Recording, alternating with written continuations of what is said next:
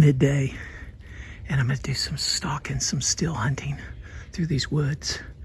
I got a great wind to be able to enter from this side, and I know there's a big bedding area, and I'm hoping that maybe I'll find a buck pushing a doe through here and be able to ambush her. I just got a doe tag left, an antlerless tag. I've already used my buck tag, but I just love hunting at midday like this on the ground, so I hope I have some action.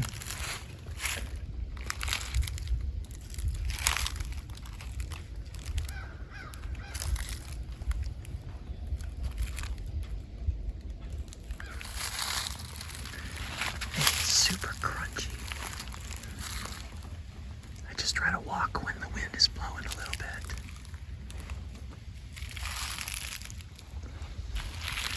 Up over that rise is the bedding area.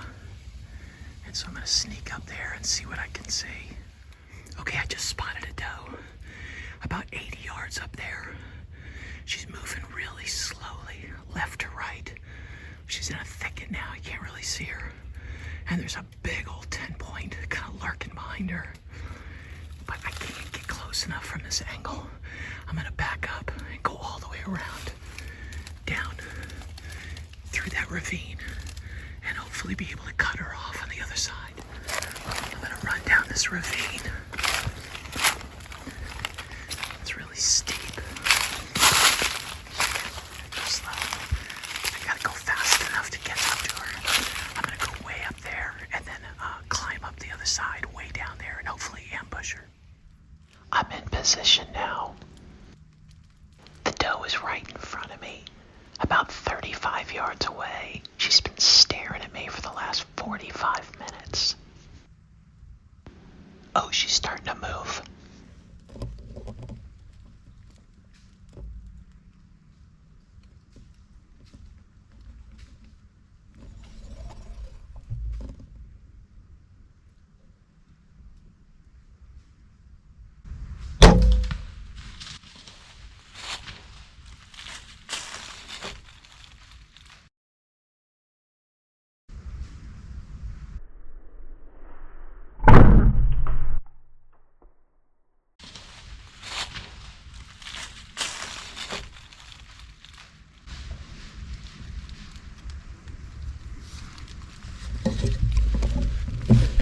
Yeah, okay, that was awesome.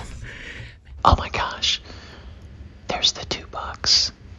They're looking for her. They have no idea I just dropped her about 5 minutes ago. I think I heard her crash.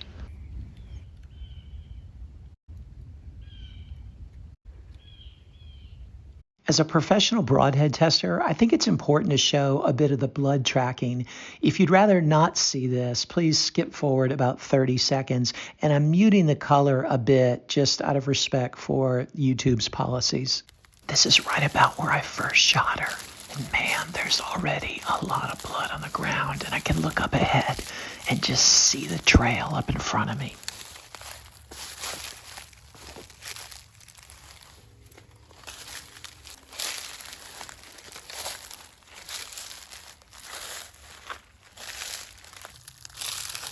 Look at all this blood. Jeez.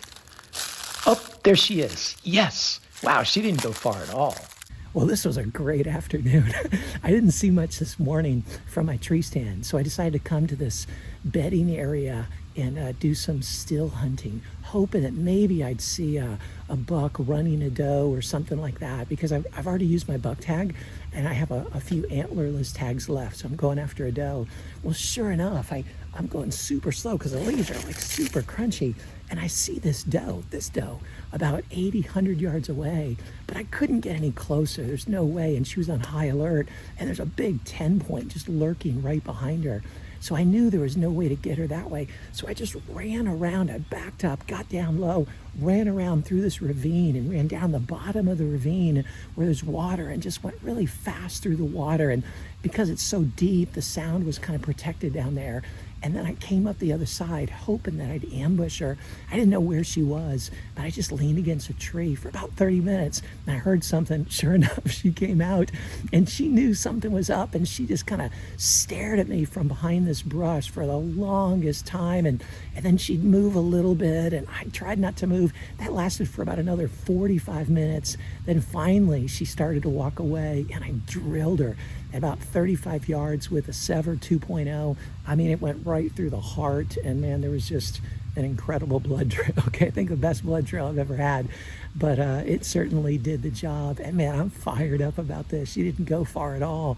The whole stalk, from the time I first saw her to the time that I got her, was about an hour and a half. So man, what an exciting afternoon. Yeah, thank God. I've tested these Sevr broadheads quite a bit in my lab, and you can see those videos here on my channel. But man, look at the hole that it put in this deer's chest. It cut through a few ribs, lodged in the offside shoulder, and it still is in pristine condition.